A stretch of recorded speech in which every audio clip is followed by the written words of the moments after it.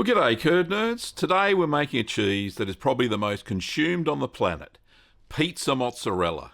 This cheese is a low moisture form of the world famous Italian pasta filata cheese. This version is usually made with cow's milk and it grates well and of course melts to perfection. So thanks to Hanna Instruments Australia for sponsoring this video, and let me show you how to make pizza mozzarella with help from the Halo 2 pH meter for cheese.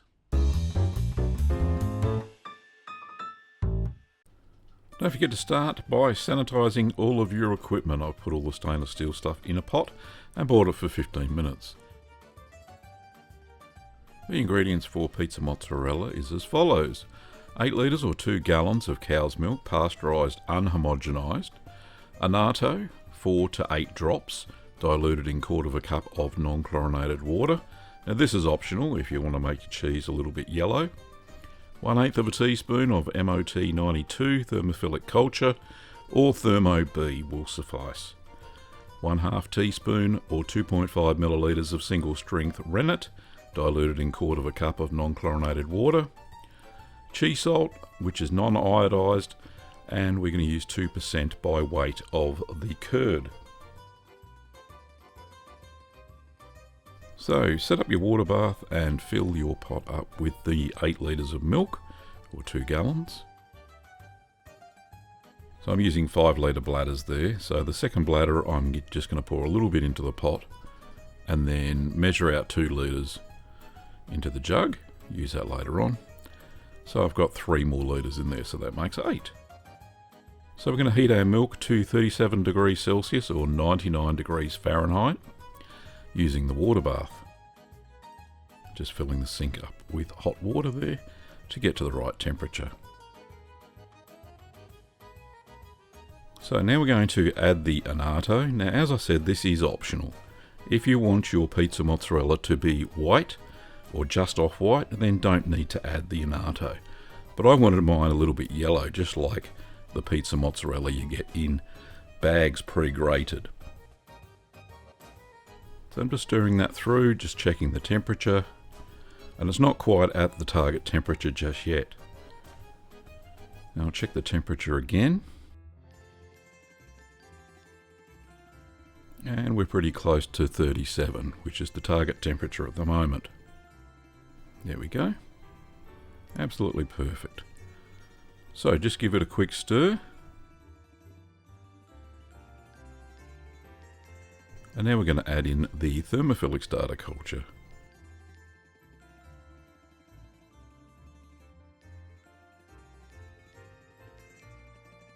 So a level 1/8 teaspoon, just sprinkle that over the top of the milk.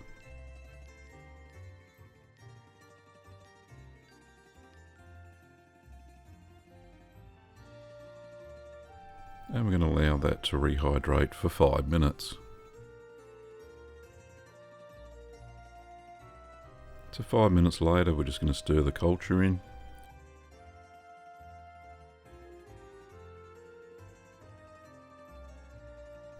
There we go, that's all it takes. Pop the lid back on and we're going to allow the milk to ripen for 1 hour.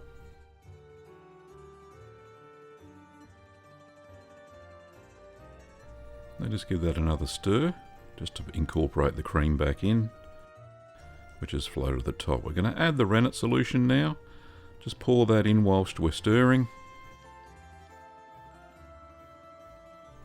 And stir for no more than 1 minute.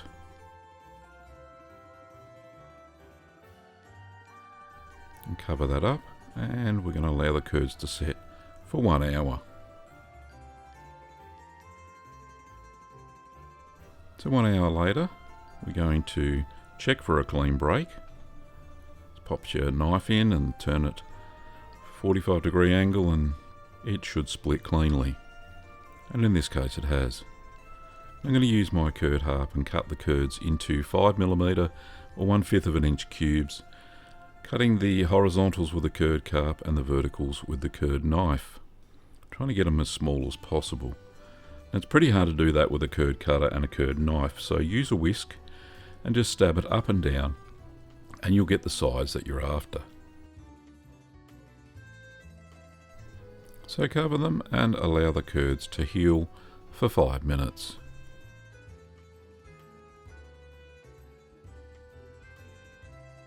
So you can take this opportunity to test the pH of the curds before we proceed any further, just to make sure that they have acidified. Now the normal pH of milk is about 6.6, so I'm just going to check to make sure it's at about 6.4, which is about what you would expect for this amount of elapsed time. So once you're finished with the pH meter, just turn it off and don't forget to rinse it. I'm just rinsing again with the distilled water from the squeeze bottle, and then just set that aside. Now back to the cheese. We're going to raise the temperature of the curds to 38 degrees Celsius or 100 Fahrenheit over the period of 45 minutes, and we're going to stir it continuously. So I'm just adjusting the temperature on my sous vide or precision cooker there up to the right temperature, and just stir it gently for 45 minutes. Now, the curds weren't cut to the right size as far as I was concerned, so I decided to go back to the whisk and just stir them with that. So after the 45 minutes, you can see that the curds are about the right size, which is fantastic, and it's ready to proceed on to the next step.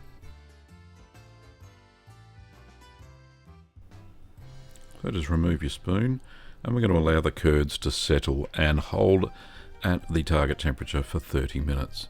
This will help increase the acidification of the curds. So just remove the heat. I'm just taking the water out of the water bath and just removing the precision cooker. There we go. Just set that aside because I am going to use it later. So I'm just taking the pot out of the sink, removing the trivet, and I've got another pot that I've sanitized with some boiling water. There we go. And I'll put the colander lined with cheesecloth over the top of that pot. So we're going to drain the curds and we're going to retain the whey. We're going to use the whey to keep the curds warm for a little bit more acidification. So I got a little bit too much there, so just tip some out, that's okay. Now you can use the whey for a lovely ricotta afterwards. Or you can watch the 15 ways with whey video in the info card now. So I'm just pressing the curds down, popping a lid on top, and we're going to keep those warm. So to do that, I'm going to refill the water bath and use the whey as a heat sink to keep the curds warm whilst they're draining. So I'm going to put the precision cooker back in and keep the whey at 38 degrees Celsius or 100 Fahrenheit for about 2 hours. And then at 30 minutes, I'm going to start testing every 15 minutes. Now, why do we do that? Because the curds will only stretch when they're at a target pH of between 5.3 and 5. So I'm testing now. So I tested 15 minutes ago. You can see a hole in the curds there. And we've reached a pH of 5.09. Now, you'll know it's the right reading when the little hourglass stops flashing. So it's a stable reading there at 5.09. So we're in the right range to stretch the curds. So we can move on to the next step, and that's place the curds in a large bowl and break into thumb-sized pieces. I'm just getting the salt ready. But before we do that, we're going to need to know how much the curds weigh. So we're going to weigh the curds on my scale. So the curds weighed 1,145 grams, or 1.145 kilograms, which equals 2 pounds 8 ounces. So we're going to need 2% salt, which is 22.9 grams or 0.8 ounces of salt. So we're going to weigh that, and just zeroed the scale there. And I'll sprinkle over the top until we hit the right measurement. So salt not only adds flavour, but it actually stops the acidification of the curds. So I'm just going to transfer it back to the big bowl because it's easier to mill. Make sure I get everything out there. And then mix the salt through the curds.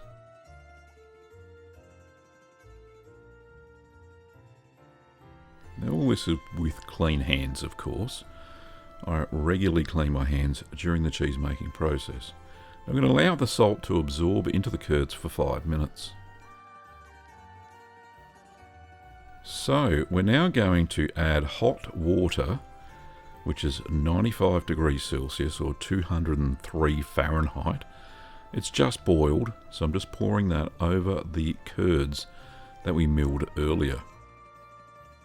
So we're going to begin to stretch the curds until they have a shiny and a smooth surface. But before I do that, I'm going to break the curd mass and divide it into 2 equal sized pieces. So I'm going to begin to stretch each piece, and as you can see, because it's at the right pH, it stretches really well. Now only stretch each piece 3 times. You don't want to break up the proteins in the curds too much because it won't be stringy anymore. There we go, fold it back over. So now once we've stretched it, we're going to place the curds into a large rectangle basket and we're going to rest it under the hot water to make it form into a rectangle. Now I just turned that over just to make sure that there were no gaps or air gaps and pressed it down.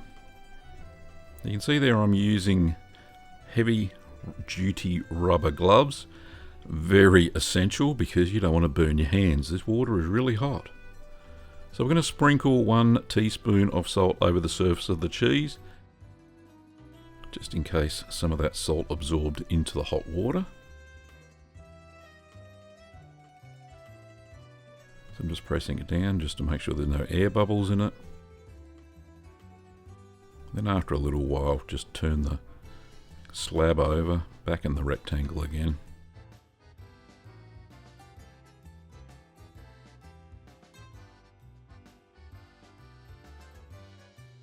And we're going to sprinkle another teaspoon over the top of the surface of the cheese.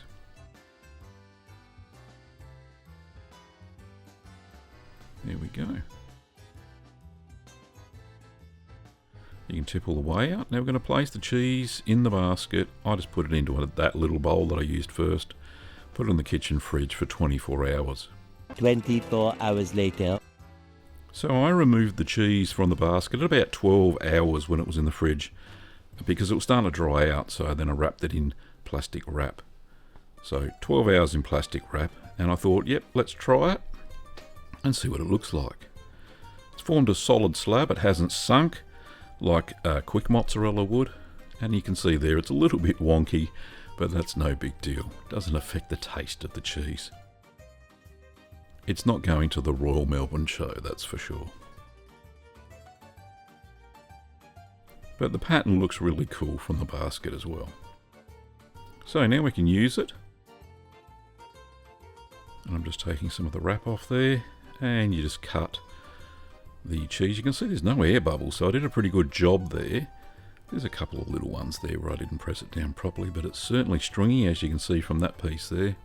Now this will keep in the kitchen fridge in wrap for about 7 days, and it can be frozen, so you can frozen or chunks of it, defrost them and grate them later. So it can be grated or sliced as required. So let's use the pizza mozzarella to make pizza.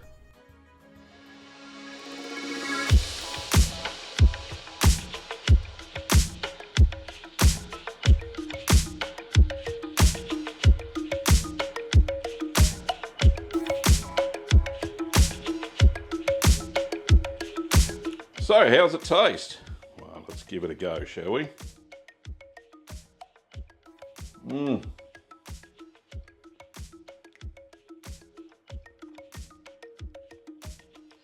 Not only is the pizza amazing, but so is the cheese.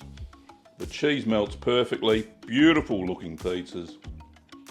The cheese, pizza mozzarella, is well worth making. Anyway, back to Gav. So that was a fairly easy process, as you can see, and I'm so glad I hit the right pH target, and I wouldn't have done that without the pH meter for cheese. So if you're in Australia and you want to purchase the Halo 2 pH meter for cheese and the various solutions that you saw during the video, then click the link in the description and use the coupon code CHEESEMAN at the checkout to get 10% off these products from Hanna Instruments Australia. Now don't forget that you can purchase your cheese-making equipment and supplies from littlegreenworkshops.com.au. We ship all over the world. You can also find a link to the recipe in the description down below. Now I hope you've enjoyed this video, and if you have, hit the like button or leave a comment with your thoughts about pizza mozzarella and the process. Well, thanks for watching, curd nerds, and I'll see you next time.